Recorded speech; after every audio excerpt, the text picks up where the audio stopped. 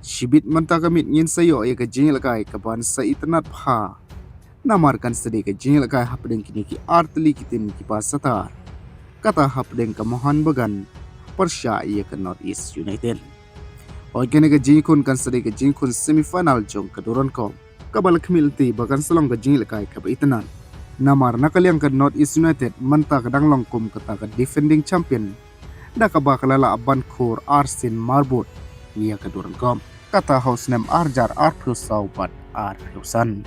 Kat bahabangi pai pat nakaleng ke Mohan Bagan. Ke Mohan Bagan kadi kita ke klub kabalala aban job bonsin. Ia ke title jong ke tournament duran kom.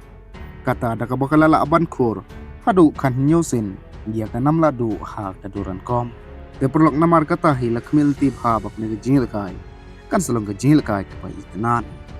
O ia kena ke jingil kai ensai leka hasilong JN Stadium. Aka puat new baje janmin. Syuk kat kibala aban job happening kini ki artli kitim. Aka final jong ka Duran Cup kinsai kon Persya ia ka East Bengal. Adin baka East Bengal kalala aban job ia ka SC Delhi.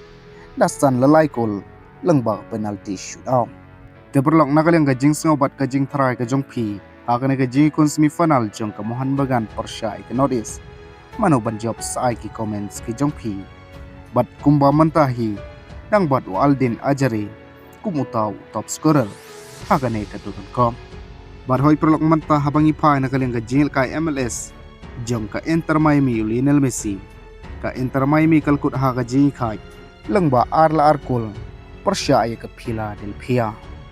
O ya hagane ka jingil kay Lionel Messi ulala aban kawang shigol kabapulang yu bandon kandai spa arpo ar career goal kumjuru ka gol ka banyo peu ka jongo haga MLS. Syuk habang ipay na kaliang jong ka Barcelona ro kumju.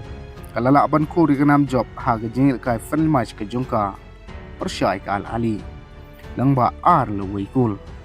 Kaba yagite gol lala aban tep daw Rafinha lang ba ka penalty. Kumjuru Abdel Karim.